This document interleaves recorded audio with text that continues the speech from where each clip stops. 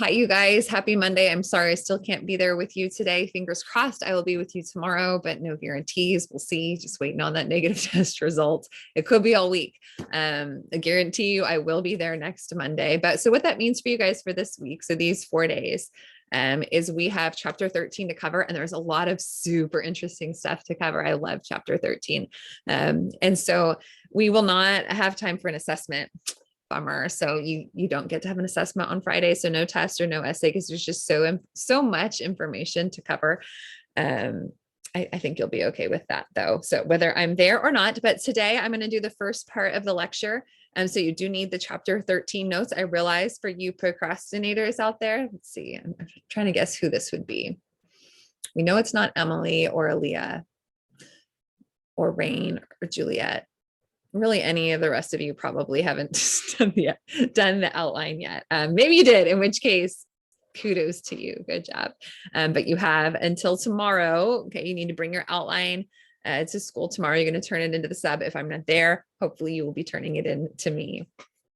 We do have our chapter 13 cards due Thursday, and you do have chapter 13 analysis questions this week. You didn't have analysis questions last week since you had an assessment and I wasn't there, but you will have them this week. They are already posted.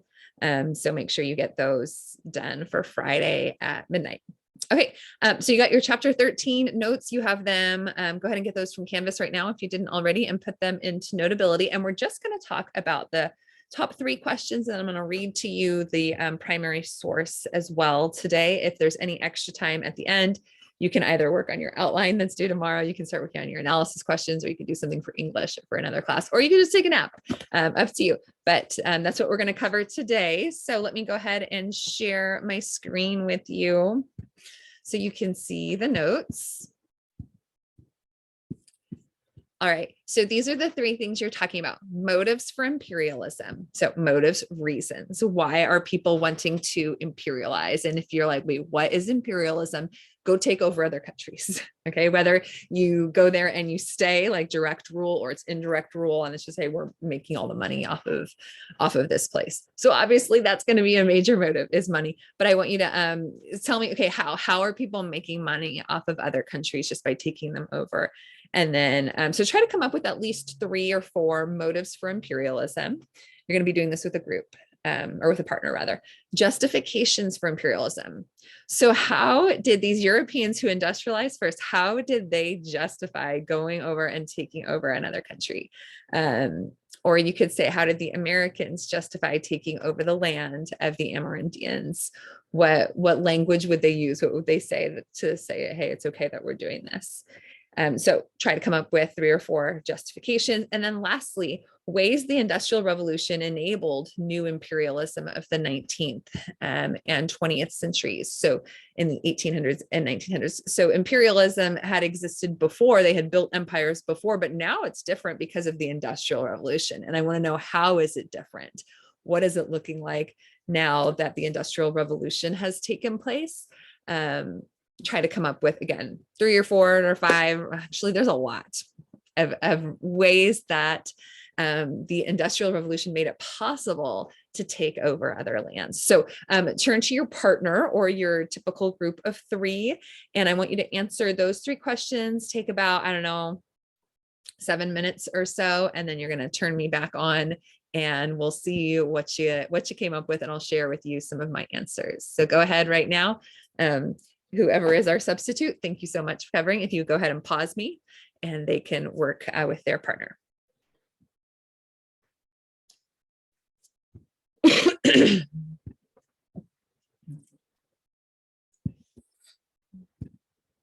Okay, we're back. Hopefully you came up with some great answers. I'm going to go ahead and type on mine. And if I write anything that you did not write, you can add it to your own. So the major motive is going to be obviously money. But then my question to you is, well, how do they make money? Off of the land, specifically the resources in the land. So these are the raw materials. And then, so some raw materials, and maybe you even put some things that they're looking for. Coal is going to be helpful if they didn't have coal themselves, if they're like Great Britain. And then some of the the big money ones, obviously, diamonds and gold. I can't spell gold. It's COVID brain, you guys. There's going to be rubber. There's going to be tin, coffee. Okay. Put your favorite raw material there. And then what they need, oh, cotton, that's going to be a big one. You should definitely include that. So all those raw materials are needed for industrialization. So now they have all these, sorry. So now they have all of these factories and these machines, but they need the actual raw materials. So they're going there for raw materials. If you didn't write raw materials, go ahead and write it, highlight it. That's a major one. Okay, what else are they wanting to get? They're wanting to get markets, people to sell their manufactured goods to. Okay, so they're making all of these shirts. Who's going to buy all the shirts? And so that's where if you have control of a place, say like India, now you have a gazillion people that you could sell shirts to. So markets is a huge one. Let's see, what else is right here? Another motive for imperialism.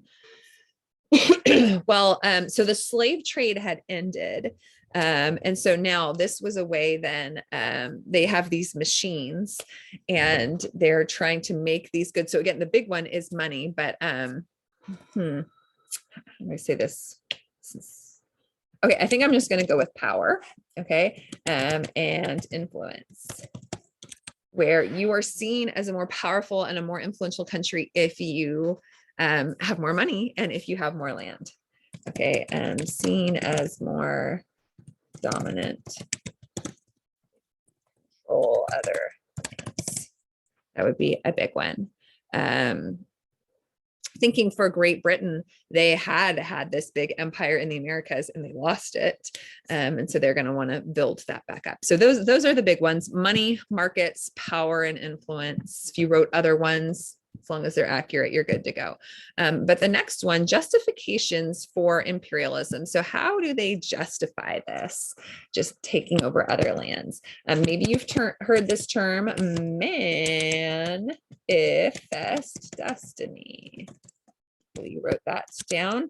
Okay, which is this belief that it's our God-given right to take the land.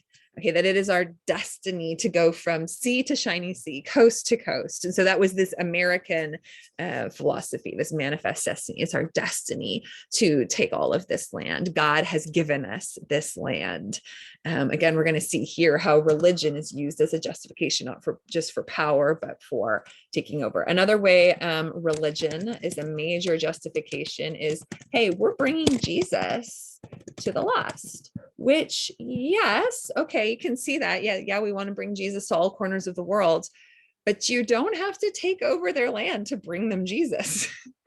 But that's going to be a huge justification when we think of, okay, even like Portugal and Spain, the conquistadors are going to use that justification. And that's going to continue in this next century with the British, with the Dutch, with the Americans saying, hey, we're bringing Jesus to these people. Let's see. We're also bringing them not just religion, we're bringing them civilization. Civilization, which I want you to be able to hear the bias here. That, okay, you don't have what we have because you haven't industrialized, and so you are not as civilized. And again, well, what does it mean to be civilized? So the Europeans took that to mean you're not as good, you're not as advanced, you're not as smart, you're not as valued. So we're going to bring you civilization because you are the natives who just are stuck in the dark ages. Which it's like, okay, to some degree, yes, you're bringing them technology. But has technology really done that? I mean, it has helped us in a lot of ways, but it's not like you're making them necessarily better. You're just bringing them technology. So to say, hey, we are better because we are civilized, and it's, well, define civilization, because you have been enslaving people for a long time. That surely doesn't seem very civilized. But okay, so that's the negative side. The good side is, yeah, we're bringing them bringing technology, bringing manufactured goods. So that could be a better, like a higher living standard. So you can have bars of soap, cheaper clothes, medicine. Okay, that's huge. So you could say, okay, there's a good reason. Okay, we're bringing people medicine. Obviously, that's not their sole motive is, hey, I just want to bring people medicine. But yeah, that's a justification for sure. And then also bring civilization, bringing protection. So it's like protection from whom? Okay, from rivals around. And it's like, okay, well, yeah, we don't have to worry about fighting war against this tribe, but we have to worry about fighting against you, and you have all these superior weapons. And so, yeah, you might use that as justification, but what are you actually protecting us from? I think we would actually choose to fight against the tribes than to fight against you. Another justification was that the land wasn't being used. Thinking of the Americas, that, okay, the Amerindians, they're not settling the land, so we'll go settle it and we'll go use it. And then obviously the Amerindians would have a very different perspective on that, okay, that you don't have to settle it and build a giant city on it to be using the land, that maybe some of it should just be wild land that you can go through. A major one is social Darwinism. How do you spell it? Ism. So Charles Darwin, he creates the theory of evolution. Mankind comes from monkeys. And so this idea then is that there's survival of the fittest, that whichever person, whichever animal is the fittest and the strongest, they're going to survive, and the weakest are going to die off. And so people will use that idea and make it social Darwinism, saying, hey, if you haven't civilized, then, well, yeah, you should just kind of not necessarily die off, but be replaced, or be taken over, that it's just survival of the fittest, and you are not the fittest. So those who had not industrialized were not fittest, and so therefore should be taken over, reformed, whatnot, okay, because they were not civilized. Put it in quotes. What's it mean to be civilized? Because they weren't technologically advanced. Okay, so those are some of the major justifications for imperialism, and definitely highlight some key terms here. Manifest destiny is our destiny, it's our God-given right, that religious reason. Social Darwinism, feeling culturally superior, maybe you include that there, culturally superior, because they had industrialized.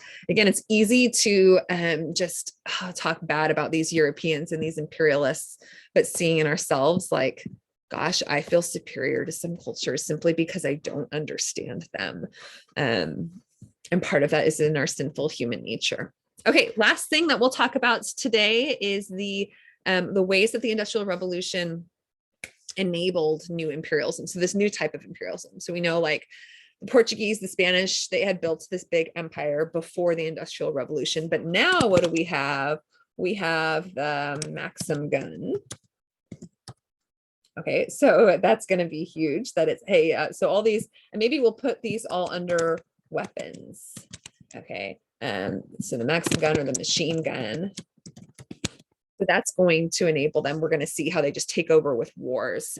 Also the steamboat. Okay, it's going to be used for battleships. We're going to see how the British come into China and are like, oh, okay, you don't want to trade with us? Well, now you have to. Look at our boats, look at our guns. So that is huge. So weapons, another category, transportation. Okay, now that there can be railroads, building railroads into Africa, throughout India, they're going to be able to control. America is going to be a huge place, that because of railroads were able to get to the other part of the country to do manifest destiny. So railroads, but then that's also going to be steamboats navigating these rivers as well. And a huge one for getting into Africa, and the reason they could not imperialize Africa before is simply because of disease. And now they're able to, thanks to the Industrial Revolution, because of medicine, specifically like vaccines, different knowledge on how to deal with like malaria and yellow fever. And so that before, where it was, hey, no, we're not going into Africa because there's some crazy diseases that we're not immune to. Now it's, oh, we have vaccines, or, oh, we have tonic water is how you deal with malaria. So vaccines, knowledge, how to deal with malaria, yellow fever. Do you guys know we actually don't have a vaccine for malaria?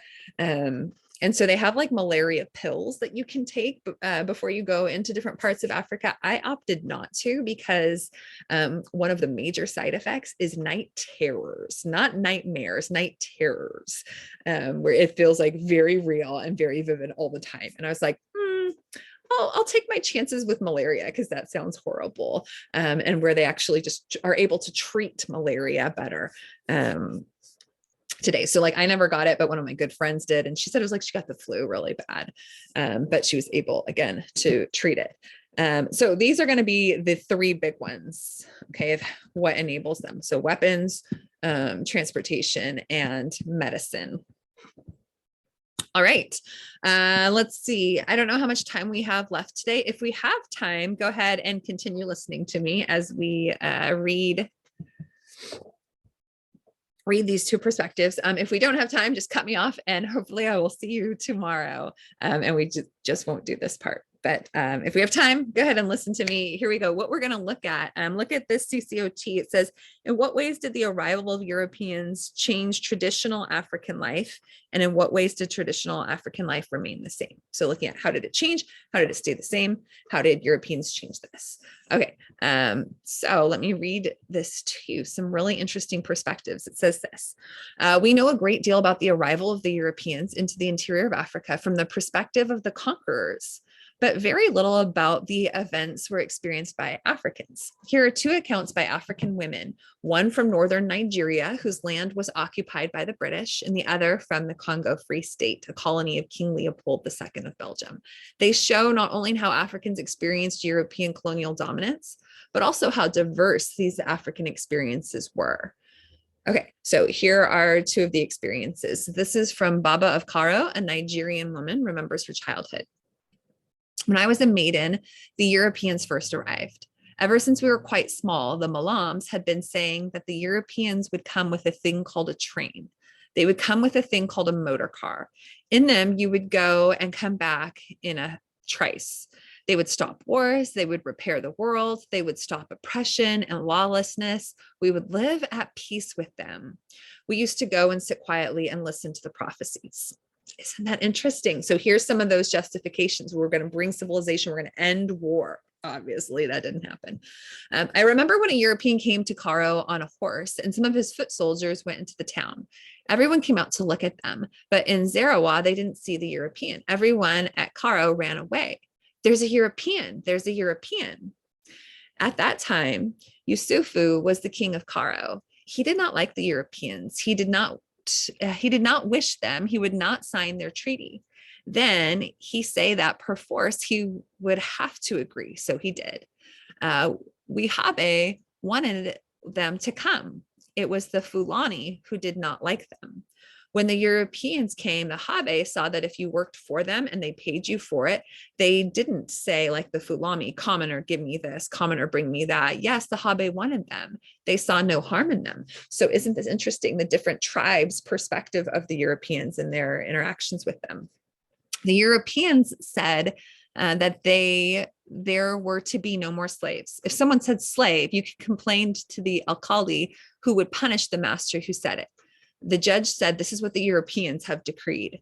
The first order said that any slave, if he were younger than you, was your younger brother. If he were older than you, your elder brother. They were all brothers of their master's family. No one used the word slave anymore. When slavery was stopped, nothing much happened at Arinji except that some slaves whom we had bought in the market ran away. Our own father went to his farm and worked. He and his son took up their large hoes. They loaned out their spare farms. Soso, our father, and Kadiri, my brother, with whom I live now, and Bembo worked. They farmed guinea corn and millet and groundnuts and everything. Before this, they had supervised the slaves' work. Now they did their own. So isn't that an interesting change in this perspective of an African who owned slaves? Okay, here's a different perspective. From Ilanga, a Congolese woman recounts her capture by agents of the Congo Free State. We were all busy in the fields hoeing our plantations. So there you see a similar thing.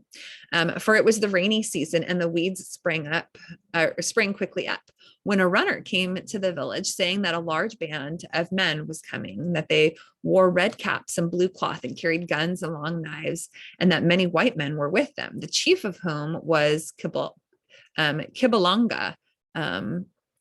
Niendo at once called all the chief men to his house while the drums were beaten to summon the people to the village. A long consultation was held, and finally we were all told to go quietly to the fields and bring in ground nuts, plantains, and cassava for the warriors who were coming, and goats and fowl for the white men. The women all went with baskets and filled them and put them in the road, which was blocked up. So many were there. Niendo then commanded everyone to go and sit quietly in the house until he gave other orders. This we did, everyone remaining quietly seated while Niendo went up the road with the headmen to meet the white chief. We did not know what to think, for most of us feared that so many armed men coming boded evil. But Niendo thought by giving presents of much food, he would induce the strangers to pass on without harming us. So it proved, for the soldiers took the baskets and were then ordered by the white men to move through the village. Many of the soldiers looked into the houses and shouted at us words we did not understand. We were glad when they were all gone, for we were much in fear of the white men and the strange warriors who are known to all people as being great fighters, bringing war wherever they go. So there's obviously a huge difference. The one situation we're promising peace, and here obviously bringing war. When the white men and their warriors had gone, we went again to our own work, and we were hoping that they would not return. But this they did in a very short time. As before, we brought in great heaps of food, but this time Kibalanga did not move away directly, but camped near our village. And his soldiers came and stole all of our fowl and goats and tore up our cassava. This is a crop that they would grow. But we did not mind as long as they did not harm us. The next morning, it was reported that the white men were going away, but soon after the sun rose over the hill, a large band of soldiers came into the village, and we all went into the house and sat down. We were not long seated when the soldiers came rushing in, shouting and threatening Niendo with their guns. They rushed into the houses and dragged the people out. 3 or 4 came to our houses and caught hold of me, also my husband Oleka and my sister Katinga. We were dragged into the road and were tied together with cords about our necks so that we could not escape. We were all crying, for now we knew that we were to be taken away to be slaves. Again, this is after the slave trade had been outlawed. The soldiers beat us with iron sticks from their guns and compelled us to march to the camp of Kibalanga, who ordered the women to be tied up separately, 10 to each cord, and the men in the same way. When we were all collected, and there were many from other villages whom we now saw, and many from Waniendo, the soldiers brought baskets of food for us to carry, and some of which were smoked human flesh. Horrible. Okay, so obviously a very different experience. Okay, there's one more paragraph here, but you can see, okay, slavery's been outlawed, but how the Belgians treated the Congolese people was horrible, where they had some of the most brutal ways of controlling the people. It wasn't slavery, but it was forced. It was slavery. It was just, they weren't calling that. We then set off marching very quickly. My sister Katinga had her baby in her arms and was not compelled to carry a basket, but my husband Oleka was made to carry a goat. We marched until the afternoon, when we camped near a stream where we were glad to drink, for we were much athirst. We had nothing to eat, for the soldiers would give us nothing, so we lay upon the ground and at night went to sleep. The next day we continued the march, and when we camped at noon and were given some maize and plantains, which were gathered near a village from which the people had run away. So it was continued each day until the fifth day, when the soldiers took my sister's baby and threw it in the grass, leaving it to die, and made her carry some cooking pots, which they found in the deserted village. On the sixth day, we became very weak from lack of food and from constant marching and sleeping in the damp grass. And my husband, who marched behind us with the goat, could not stand up any longer. So we sat down beside the path and refused to walk more. The soldiers beat him, but he still refused to move. Then one of them struck him on the head with the end of his gun, and he fell upon the ground. One of the soldiers caught the goat, while two others stuck the long knives they had put on the ends of their guns into my husband. I saw the blood spurt out and then saw him no more, for we passed over the brow of a hill and he was out of sight. Many of the young men were killed the same way, and many babies thrown into the grass to die. A few escaped, but were so well guarded that it was almost impossible. You guys, it's hard for me to read that. And not because that's not just history, like that's somebody's life, and that's a lot of people's lives. And this is what imperialism looked like for a lot of people. And so instead of just talking about it objectively, like, oh, okay, here are the motives and here's how they did it, it's hearing a story and hearing how brutal it was. It just breaks my heart. Yeah. Okay, well, we will end there today. And then tomorrow, hopefully I'll be there to talk about Africa and King Shaka. This guy's amazing. If not, then I'll make a video tomorrow. Hope you guys have a great Monday, and we will see you back. Bye.